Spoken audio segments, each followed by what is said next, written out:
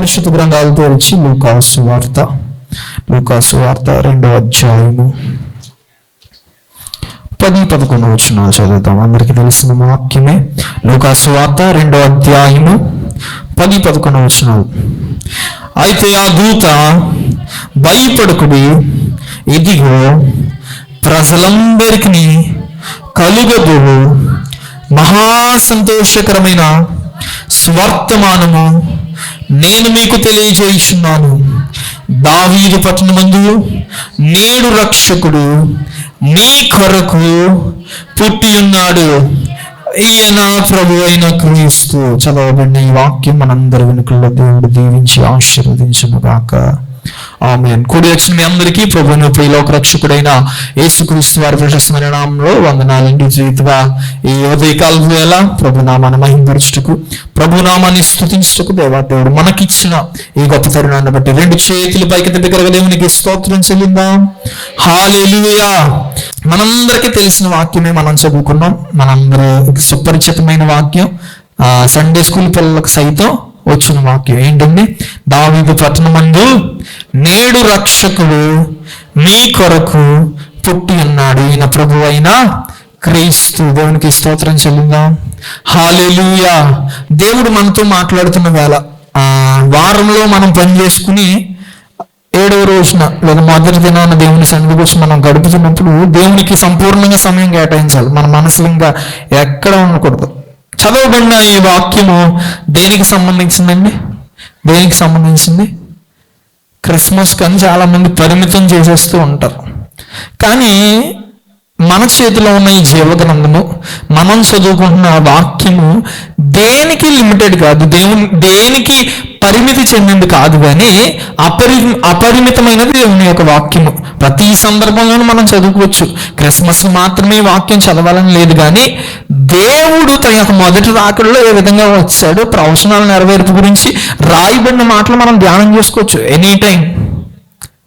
అయితే ఈ యొక్క చదవబడిన వాక్యము నేను ఈరోజు ఎందుకు ఈ మాటలు నేను మీకు అందించాలని ఆశపడుతున్నానంటే, ఎఫెసీ పత్రికలో నేను వాక్యం సిద్ధపడ్డాను. ఎఫెసీకి రాసిన పత్రికలో సంఘం ఎలా ఉండాలని వాక్యం సిద్ధపడినప్పుడు మళ్ళీ ఒకసారి ఎందుకైనా మంచిది, ప్రభు నడిపింపు ఎలా ఉంటుందని ప్రార్థన చేస్తున్నప్పుడు దేవుడు కొన్ని మాటలను అనుగ్రహించాడు. దేవుడు కొన్ని మాటలను అనుగ్రహించి ఉదయకాలం వల్ల మీకు అందించమని చెప్పిన 3 మాటలు నేను మీ ముందు పెట్టాలనుకున్నాను.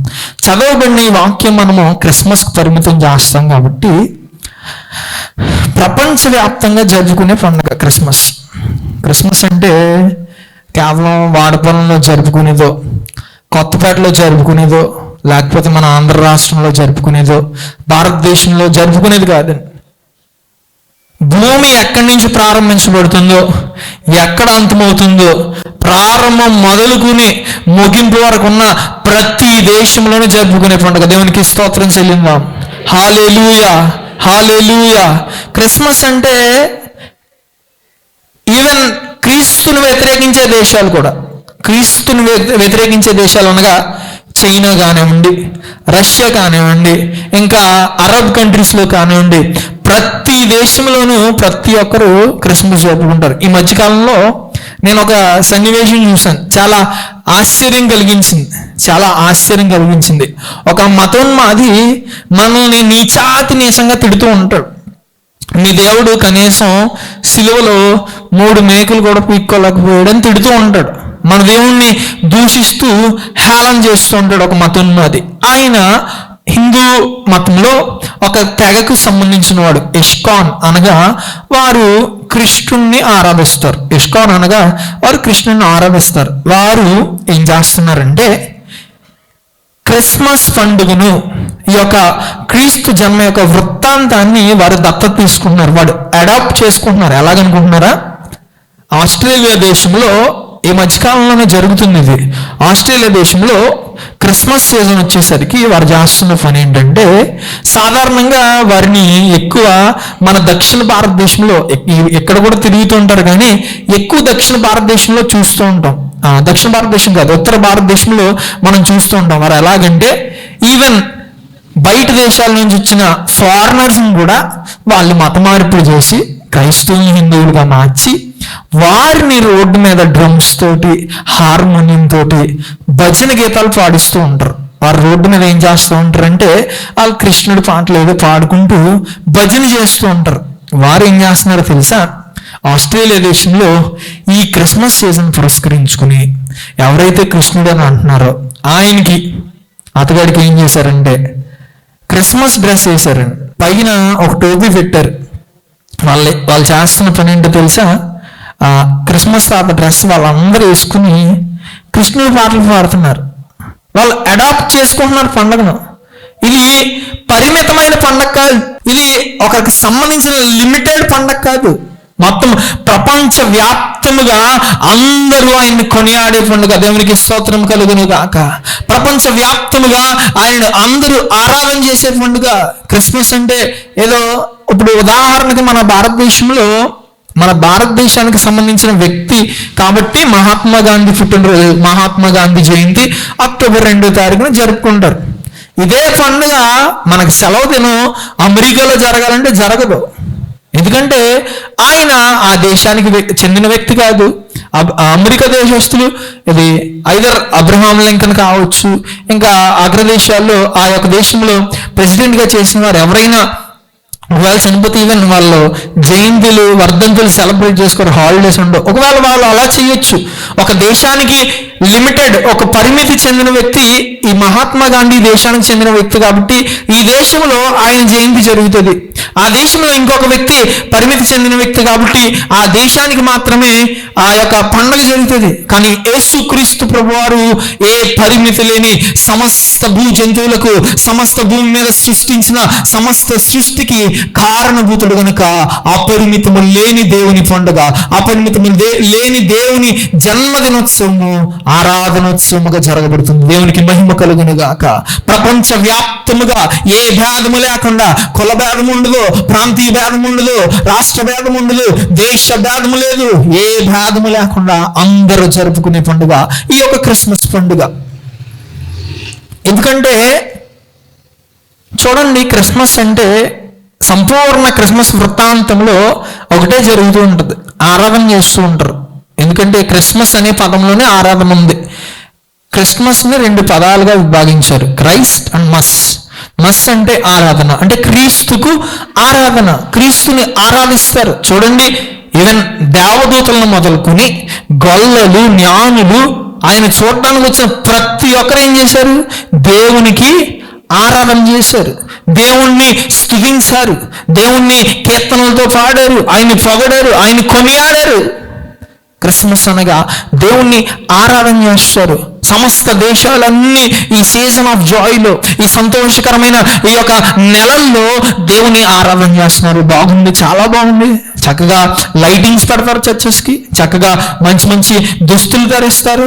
కొన్ని అగ్రదేశాల్లో క్రిస్మస్ పీరియడ్ చెప్ప అనేక సేవా కార్యక్రమాలు ఈ దినాలు మొదలుకొని ఇంచుమించు జనవరి 31వ తారీఖు వరకు లేదా ఫిబ్రవరి 1వ వారం వరకు చాలా మంది క్రిస్మస్ జరుపుకుంటుంటారు. రాత్రి వచ్చిన శ్యాంబాబు గారు వాళ్ళ చర్చలు ఎలా ఉంటుందంటే 2 నెలలు, రేపు మొదలుకొని జనవరి నెల 31 వరకు కంటిన్యూస్గా క్రిస్మస్ జరుగుతాయి. ఆ విధంగా చాలా మంది సెలబ్రేట్ చేసుకుంటారు. మంచిదే, చాలా బాగుంది. చక్కగా క్రిస్మస్ పీరియడ్ చెప్పి రంగురంగులుగా మన గృహాలు అలంకరించబడతాయి, మందిరాలు అలంకరించబడతాయి. మనము నూతన వస్త్రాలు ధరించుకుంటాం, చక్కగా మంచి మంచి ఏర్పాట్లు చేస్తాం, మంచి మంచి వంటలు వండుకుంటాం, మంచిగా సెలబ్రేట్ చేసుకుంటూ సంతోషంగా జరుపుకుంటున్నా ఈ క్రిస్మస్ లో క్రీస్తున్నాడా లేదా అనే ఆలోచన చేయాలి. ఎందుకంటే చాలా మందికి ఎందుకు ఈ క్రిస్మస్ అనే గ్రహింపు లేకుండా సెలబ్రేట్ చేసుకుంటుంటారు, ఎందుకు ఈ క్రిస్మస్ అనే యోచన లేకుండా జరుపుకుంటూ ఉంటారు. యేసుక్రీస్తు ప్రభు వారు కోట్ల కొలది దేవదూతలను, 24 పెద్దలను, 4 జీవులను, సమీపించని తేజస్సును విడిచిపెట్టి, సర్వాధికారము కలిగిన సింహాసనం విడిచిపెట్టి ఆయన సరాసరిగా, ఆయన రిక్తునిగా, దాసునిగా ఈ లోకానికి వచ్చాడండి. ఆయన ఎందుకు వచ్చాడనే కారణాలను మర్చిపోయి, ఆయన ఎందుకు వచ్చాడనే ఆలోచించక చాలా మంది లోకానుసారంగా జరుపుకుంటున్నారు. నేను ఏమాత్రం తప్పు పట్టట్లేదు. కానీ మనం జరుపుకోవడం కూడా చాలా సంతోషమే. కానీ మనం జరుపుకునే విధానం ఎలా ఉండాలంటే, క్రీస్తు ఎందుకు వచ్చారు, క్రీస్తు ఎందుకు ఈ లోకంలోకి ఉదయించారు, క్రీస్తు ఎందుకు జన్మించాడు మానవుడిగా అనే ఆలోచన లేకుండా నువ్వు ఎంత ఆర్భాటం చేసినా, నువ్వెంత మంచి దుస్తులు కొనుక్కున్నా, నువ్వు ఎంత మంచిగా నీ గృహాన్ని అలంకరించుకున్నా, నీ మనసు సరి చేసుకోకుండా ఈ సీజన్లోకి, ఈ పండగ వాతావరణంలోకి అడుగు పెడితే నువ్వెంత స్తుతించినా ఆయనకి మహిమ కలగదు. నువ్వెంత ఆరాధన చేసినా ఆయనకి మహిమ కలగదు. ఈ ఉదయకాలం వేళ నేను మీ ముందు 3 మాటలు ఉంచుతాను. క్రీస్తు ఎందుకు ఈ లోకానికి వచ్చాడు, యేసుక్రీస్తు ప్రభువారు ఎందుకు ఈ భూమిపైకి వచ్చారు, మనం ఎందుకు ఆయనకి ఆరాధన చేయాలి, ఆయన్ని ఎందుకు మనం స్తుతించాలని 3 మాటల్లో మొట్టమొదటిగా 3 కారణాలు. ఆయన ఎందుకు ఈ లోకానికి వచ్చాడంటే, ఆయన మన యొక్క ప్రతి పాపము నుండి విడిపించుటకు ఆయన ఈ లోకానికి వచ్చాడు. దేవునికి మహిమ కలుగును గాక. హల్లెలూయా. 2 చేతుల పైకి దేవునికి స్తోత్రం చెల్లిద్దాం. హల్లెలూయా, హల్లెలూయా. మొదటి తిమోతికి రాసిన పత్రిక, మొదటి అధ్యాయము 15వ వచనం. పాపులను రక్షించుటకు క్రీస్తు యేసు లోకమునకు వచ్చిన వాక్యము నమ్మదగినది, పూర్ణంగీకారమునకు యోగ్యమైనది ఉన్నది. దేవునికి మహిమ కలుగునగాక. చూడండి, దేవుని యొక్క వాక్యము సెలవిస్తుంది, దేవుని నోటి నుండి వచ్చిన మాట సెలవిస్తుంది, పాపులను రక్షించుటకు, పాపులను విడిపించుటకు క్రీస్తు యేసు ఈ లోకమునకు వచ్చెను. పాపులంటే ఎవరండి? పాపులంటే ఎవరు? పాపులంటే ఇక్కడ కూర్చున్న మనమే. మనందరి పాపముల నిమిత్తము ఆయన మనందరినీ విడిపించడానికి, మనందరినీ రక్షించడానికి, మన యొక్క ప్రతి పాపమును కడిగి వేయడానికి ఆయన ఈ లోకానికి వచ్చాడు. పాపులంటే ఒక కులానికి సంబంధించిన వారు, లేకపోతే ఒక దేశానికి సంబంధించిన వారు, లేకపోతే ఒక ప్రాంతానికి సంబంధించిన వారు, ఒక ఇంటి పేరుకి వారికి సంబంధించిన వారు కాదండి. ఏ భేదము లేదు. అందరూ పాపము చేసి దేవుడు అనుగ్రహించు మహిమను పొందలేకపోతున్నారు. ఏ భేదము లేదు. సర్వమానవాళి పాపములోనే జన్మించారు, పాపములోనే మరణిస్తున్నారు, పాపములోనే జీవిస్తున్నారు. దేవునికి మహిమ కలుగును గాక. అటువంటి పాపములో జీవిస్తున్న నిన్ను, నన్ను, అటువంటి పాపమును విడిచిపెట్టకుండా పాపము మన జీవితాల్లో ఏలుబడి చేసే విధంగా జీవిస్తున్న మనల్ని రక్షించుటకు ఆయన ఈ లోకంలోకి వచ్చాడు. దేవునికి మహిమ కలుగును గాక. హల్లెలూయా. పాపి అని పిలువబడ్డానికి ఎవరు ఇష్టపడరండి? మిమ్మల్ని మీరు పాపులంటే మీరు ఊరుకుంటారా? నా మీద కోపగిస్తారు, నన్ను తిడతారు. మీరు పాపులు అని చెప్తే. చాలామంది క్రైస్తవ విశ్వాసులకి వాక్యం చెప్తున్నప్పుడు మీ పాపాన్ని విడిచిపెట్టాలి, మీలో పాపం దాగి ఉందని చెప్తే చాలామందికి కోపం వస్తుందండి. పాస్టర్ గారు నా గురించే చెప్తున్నాడు, పాస్టర్ గారు నా పాపం గురించి చెప్తున్నారు, నేను పాపలో కనబడుతున్నాను అని తిట్టుకుంటూ ఉంటారు చాలామంది విశ్వాసులు. పాపాన్ని విడిచిపెట్టమని చెప్తుంటే, పాపాన్ని తీసివేయమని చెప్తుంటే నొప్పిగా వెళ్ళక కాదండి. మీకు ఎల్లప్పుడూ ఆశీర్వాదాలు, ఎల్లప్పుడూ మీకు దీవెనలు అంటేనే చాలా మంది విశ్వాసులకి సంతోషం కలుగుతుంది. పాపి అని పిలువబడడానికి ఎవ్వరు ఇష్టపడరండి. మనకున్న ఈ ట్యాగ్, మనకున్న ఈ పేరును పోగొట్టడానికి, మనలో ఉన్న పాపపు సంబంధమైన ప్రతి విధమైన స్వభావాన్ని తీసివేయడానికి యేసుక్రీస్తు ప్రభువారు నరవతారిగా ఈ లోకంలోకి వచ్చారు. దేవునికి మహిమ కలుగును గాక. హల్లెలూయా. మొట్టమొదటిగా యేసుక్రీస్తు ప్రభువారు ఈ లోకంలోకి ఎందుకు వచ్చారు ఆలోచన చేస్తే, మనం ఎందుకు దేవుని యొక్క జన్మదినోత్సవాన్ని జరుపుకోవాలంటే, ఈ క్రిస్మస్ను పురస్కరించుకుని దేవుణ్ణి మనము ఎందుకు ఆరాధన చేయాలంటే, దేవుడు మన యొక్క ప్రతి పాపమును కడిగి వేయడానికి వచ్చాడు. దేవునికి మహిమ కలుగును గాక. పాపి అని చెప్పుకోమంటే చాలా మంది ఇంటి పేర్లు వెనకాల, వారి పేర్లు వెనకాల ట్యాగ్లు ఉంటాయండి. కులం పేరు చెప్పుకోవడానికి ఇష్టపడతారు చాలామంది, వారి ఇంటి పేర్లు చెప్పుకోవడానికి ఇష్టపడతారు, కానీ మనలో ఉన్న దాని గురించి చెప్పుకోవడానికి మాత్రం ఇష్టపడరు. చూడండి, బైబిల్ గ్రంథంలో ఒక వ్యక్తి కప్పుకొని తిరిగాడు. కప్పుకొని తిరిగినంతసేపు బాగానే ఉంది. బయటికి తెలిసిన తర్వాతే ఆయన ఒక హీరో, ఆయన ఒక సైన్యాధిపతి. బయటికి ఎవరికి తెలియదు ఆయన కుష్ఠరోగం ఉందని. ఎవరండి ఆయన? నయమాన్. ఆయన కుష్ఠరోగం ఉందని ఎవరికి తెలియదు. ఇంట్లో ఎంచక కప్పుకుని తిరిగాడు. పాత నిబంధన ప్రకారము కుష్ఠవ్యాధి ఉన్నవారు దేనికి సాదృశ్యం అంటే, దేనికి సంబంధం అంటే పాపానికి సంబంధించిన వారు. పాపము చేసిన వారికి శిక్ష పాత నిబంధన గ్రంథంలో కుష్ఠవ్యాధి. ఒకవేళ వాళ్ళు ఏదైనా తప్పు చేస్తే వాళ్ళకి వెంటనే కుష్ఠరోగం వచ్చేసేది, కుష్ఠవ్యాధి వారికి వచ్చేసేది పాత నిబంధన ప్రకారం. ఆ వ్యాధిని అతగాడు కప్పుకుని తిరిగాడు. ఆ వ్యాధిని ఎవరికి తెలియకుండా ఆయన కవర్ చేసుకున్నాడు. కానీ దానికి విరుగుడికి ఎక్కడికి వచ్చాడండి? సజీవుడైన దేవుని దగ్గరికి వచ్చాడు. దేవునికి మహిమ కలుగును గాక. ఆ జీవము కలిగిన దేవుని దగ్గరికి రావడం ద్వారానే అతని యొక్క కుష్టు నుండి శుద్ధి చేయబడ్డాడు. అతని యొక్క కుష్టు నుండి విడుదల పొందగలిగినాడు. అతను పొందుకున్న ఆ యొక్క కుష్ఠ వ్యాధి నుండి ఆయన స్వస్థత పొందపరచగలిగాడు. దేవునికి మహిమ కలుగును గాక. ఈ ఉదయకాల వేళ ఇంకను క్రీస్తును ఆరాధన చేస్తున్నాము, క్రిస్మస్ సెలబ్రేట్ చేసుకుంటున్నాము, మంచిగా గృహాలను అలంకరించుకుంటున్నాము, మన యొక్క వస్త్రాలు మంచిగా కొనుక్కుంటున్నాము, చక్కగా మంచి మంచి ఆర్భాటాలతో క్రిస్మస్ జరుపుకుంటున్నాం, మంచి మంచి పిండి నయమాన్ని పొందుకున్నట్టుగా మన జీవితాల్లో విడుదల ఉండదు. క్రీస్తుని కలిగి జీవము కలిగిన దేవుని దగ్గరికి రావడం వలన అతడు శుద్ధుడిగా మార్చబడ్డాడు. యేసుక్రీస్తు ప్రభువారు ఈ లోకానికి ఎందుకు వచ్చారంటే మనము కవర్ చేసుకున్న ప్రతి పాపమును కడిగివేయడానికి, మనలో ఉన్న ప్రతి పాపమును తుడిచివేయడానికి ఆయన ఈ లోకానికి వచ్చాడు. దేవునికి మహిమ కలుగును గాక.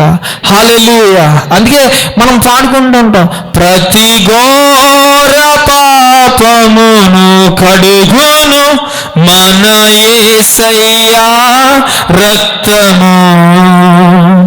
ప్రతి ఘోర పాపమును కడుగును మన యేసయ్యా రక్తము. మన శిక్షను తొలగించెను, సంహారమునే తప్పించెను. మన శిక్షను తొలగించెను, సంహారమునే తప్పించెను. యేసు రక్తము రక్తము రక్తము, యేసు రక్తము రక్తము రక్తము, అమూల్యమైన రక్తము, నిష్కలంకమైన రక్తము, అమూల్యమైన రక్తము, నిష్కలంకమైన రక్తము.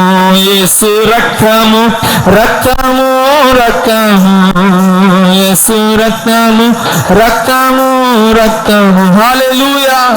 మన జీవితంలో ఎన్నో రకరకాలుగా బల ప్రయోగాలు చేస్తూ మన యొక్క పాపాలను కవర్ చేసుకుంటూ ఉంటాం. మనకున్న స్తోమతను బట్టి మనం చేస్తున్న వాటిని మనము కవర్ చేసుకుని, హైడ్ చేసుకుని, దాచుకుని తిరుగుతూ ఉంటాం. ఏదో ఒక రోజు అవి బయటపడతాయి.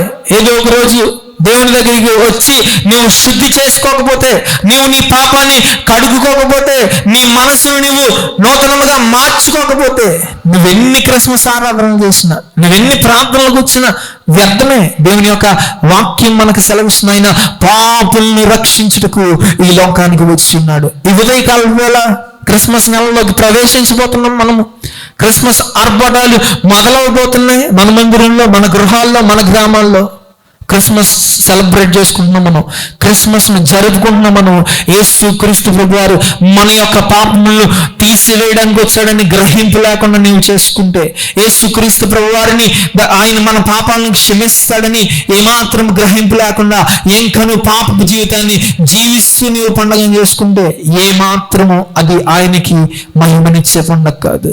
అది ఏమాత్రము ఆయనకి ఆరాధన చేసే పండుగ కాదు. క్రిస్మస్ అనగా క్రీస్తుని ఆరాధన చేయాలి. ఆయన్ని ఆరాధన చేసేవారు ఎలా చేయాలంట? ఆత్మతోనూ సత్యముతోనూ ఆరాధన చేయాలని దేవుని యొక్క వాక్యం సెలవిస్తుంది. సత్యముగా అనగా యథార్థముగా దేవుని సన్నిధిలో మనం ఉండాలి. యథార్థంగా ఉండడం అంటే, ఆత్మ కలిగి ఉండడం అంటే మనలో ఏ పాపము లేకుండా మనం ఉండాలి, మనలో ఏ అవినీతి లేకుండా మనం ఉండాలి, మనలో ఏ దోషము లేకుండా మనము దేవుణ్ణి ఆరాధన చేసే వారముగా ఉండాలి.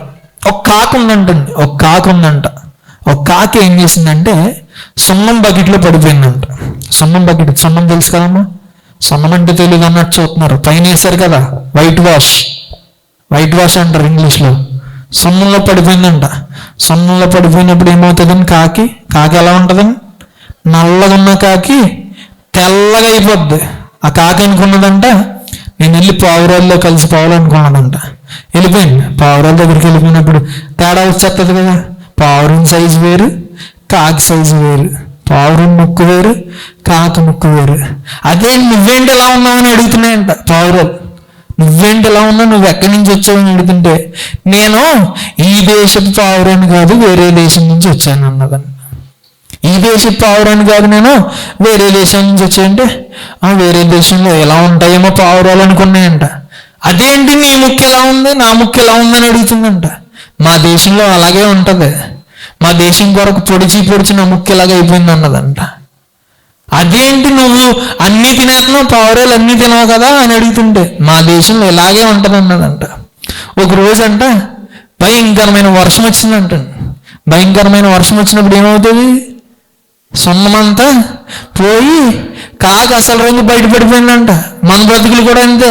ఒక దినాన్న కడవరి వర్షము రాబోతుంది, కడవరి వర్షము కురవబోతుంది.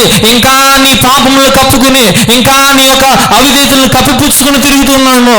దేవుని ఉగ్రత రాబోతున్న ఆ వేళ, కడవరి వర్షము రాబోతున్న ఆ వేళ, ఇంకా నీ పాపము కడిగివేయబడకపోతే, ఇంకా నీ శాపమును నీవు విడుదల పొందకపోతే, కాకి ఎలాగైతే సిగ్గుపడిపోతుందో అలా దేవుని ఎదుట మనం సిగ్గుపడిపోతాం. అలా దేవుని ఎదుట మనము విడిచిపెట్టబడతాం. ఈ సీజన్కి ఒక కారణం ఉంది, ఈ సీజన్కి ఒక రీజన్ ఉంది. యేసుక్రీస్తు ప్రభువారు పుట్టారంటే ఏదో ఆయన పుట్టారు వచ్చారు వెళ్ళిపోయారు కాదండి. ఆయన సర్వ మానవాళిని రక్షించడానికి, ఆయన సర్వ మానవాళి యొక్క పాపమును తీసివేయడానికి, మనందరి నిమిత్తము వధించబడిన వదకు తేబడిన గొర్రె పిల్లవలే మరణించడానికి లోకానికి వచ్చాడు. దేవునికి మహిమ కలుగును గాక. హల్లెలూయా. ఆయన గొర్రె పిల్లవలే వచ్చిన ఆయన యోధా గోత్రపు సింహముగా రాబోతున్నాడు. యోధా గోత్రపు సింహముగా మనందరినీ కొనిపోవుటకు, మనందరినీ తీసుకొని పోవుటకు ఆయన ఒకనొక దినాన్న రాబోతున్నాడు. ఆ దినాన్న కడవరి వర్షము కురవబోతుంది. ఆ కడవరి వర్షము కురవబోతున్న ఆ వేళలో నీ యొక్క జీవితం బయటపడబోతుంది. ఆ యొక్క కడవరి వర్షము కురవబోతున్న ఆ సమయాన్న నువ్వు ఎవరో దేవుడు నీకు చూపించబోతున్నాడు. ఒకవేళ నువ్వు ఎత్తబడితే క్రీస్తును కలిగిన వాడుగా, నువ్వు ఎత్తబడితే క్రీస్తును కలిగిన దానిగా నువ్వు ఎత్తబడతావు. ఒకవేళ నువ్వు విడవబడితే ఇంకా నీ జీవితంలో పాపం ఉంది, ఇంకా నీలో క్రీస్తు లేక, ఇంకా నువ్వు ఈ లోకములో జీవిస్తున్న వాడుగా ఉంటావు. మనము కడవడి వర్షములో మనము కూడా ధైర్యముగా ఎత్తుకోవాలంటే, మనం ఎత్తబడాలంటే మనకి అవసరమైంది ఏంటంటే ఆయన యొక్క రక్త ప్రోక్షణ. ఆయన రక్తము చిందించకుండా పాప క్షమాపణ లేదు కాబట్టి రక్తము చిందించిన దేవుణ్ణి మన యొక్క హృదయాల్లోకి చేర్చుకోవాలి. దేవునికి మహిమ కలుగును గాక. మనందరి నిమిత్తము చనిపోయిన దేవుణ్ణి మన యొక్క హృదయంలోకి చేర్చుకున్నప్పుడు ఆయన ఖచ్చితంగా ఆయన వచ్చే వేళలో మనందరినీ తీసుకోబోతాడు. దేవునికి మహిమ కలుగును గాక. ఎంతమంది పండగ చేసుకుందామంటే చాలా మంది చేతులు ఎత్తుతారు. పండగ మనకి ఇలా కావాలి. చాలా చర్చెస్లో కమిటీలు ఉంటాయి. పండగ ఇలా చేయాలి, అలా చేయాలి, కమిటీలు వేస్తూ ఉంటారు. డబ్బులు ఖర్చు పెట్టడానికి, ఏర్పాట్లు చేయడానికి రకరకాల కమిటీలు ఉంటాయి. పండగ ఎలా చేయాలంటే అందరూ ఊర్లోకి. కానీ దేవుడు రాకడ వచ్చినప్పుడు ఎత్తపడతావా అని అడిగితే ఒక్కరి దగ్గర కూడా సమాధానం ఉండదు. అందుకే మనం ఈ పండుగ చేసుకుంటున్నప్పుడు, ఈ క్రిస్మస్ను మనము జరుపుకుంటున్నప్పుడు మనము గ్రహించాల్సింది యేసుక్రీస్తు ప్రభువారు మన యొక్క ప్రతి పాపం నుండి విడిపించడానికి వచ్చాడు కనుక ఆయనకు మన యొక్క హృదయాన్ని సమర్పించుకొని, మన యొక్క నీతి కలిగిన జీవితాన్ని బట్టి, మనము శుద్ధత కలిగిన జీవితాలను బట్టి పరిశుద్ధత కలిగిన వారముగా ఆయన్ని ఆరాధన చేసే వారము ఉండాలి. దేవునికి మహిమ కలుగును గాక. హల్లెలూయా, హల్లెలూయా. అది కోళ్ళ రక్తం వల్ల కాదు, ఎడ్ల రక్తం వలన కాదు, సర్వ మానవాళి రక్షణార్థమై పరిశుద్ధ రక్తమును ఆయన కార్చి, ఆయన ప్రజాపతిగా ప్రజలందరి కొరకు మరణించిన దేవుడు. కైప అంటూ ఉంటాడు. కైప ఏమన్నాడంటే చూడండి, యోహాను సువార్త 11వ అధ్యాయంలో కైప ఒక మాట అంటూ ఉంటాడు. 50వ వచనం అనుకుంటా, చదవండమ్మా. మన జనమంతయు నశింపకున్నట్లు ఒక మనుష్యుడు ప్రజల కొరకు చనిపోవుట మీకు ఉపయుక్తమని మీరు ఆలోచించుకొనరు అని వారితో చెప్పిన. తర్వాత వచ్చిన తనంతట తానే ఇలాగూ చెప్పలేదు కానీ ఈ సంవత్సరమును ఆ సంవత్సరమున ప్రధాన యాజకుడై ఉండెను గనుక చాలు ఆయన చూడండి కైపు చెప్తున్నాడంట. ఈ జనమంతా మనమంతా నశించిపోకున్నట్లు ఒక మనిషి చనిపోవుట, ఒక మనుష్యుడు ప్రజల కొరకు చనిపోవుట చాలా మంచిది, అది ఉపయుక్తమైనదని చెప్తున్నాడంట. ఆయన అంతటా ఆయనే చెప్పలేదు, ఆయన ప్రవచించాడని దేవుని యొక్క వాక్యం సెలవిస్తుంది. సర్వ మానవాళిని విడిపించుట కొరకు, మనమందరము నశించిపోకుండా, మనమందరము పాపములో మునిగిపోకుండా, పాపములో మనము జీవించకుండా మనల్ని విడిపించుటకు ఆయన ఈ లోకానికి వచ్చాడు. కానీ మనము ఇంకా అది గ్రహించకుండా ఎన్నో క్రిస్మస్లు జరుపుకుంటున్నాం, ఎన్నో ఆరాధనలు చేస్తున్నాం. కానీ మన విమోచనకు కారణమైన యేసుక్రీస్తు వారు ఎందుకు వచ్చారని ఆలోచన లేకుండా చేస్తున్నాం. ఆలోచన లేదని ఎలా చెప్పగలరు అనుకుంటున్నారేమో. మన యొక్క జీవితమే ఆయన నా యొక్క పాపమును తీసివేయడానికి వచ్చాడని ఆలోచన నీకుంటే నువ్వు పాపం చేయడానికి ఇష్టపడవు కదా. అప్పుడు ఎక్కడున్నా నాతో సహా మనలో ఏ పాపం లేదో ఎవరైనా చెయ్యెత్తానంటే నేను కూడా ఎత్తలేను.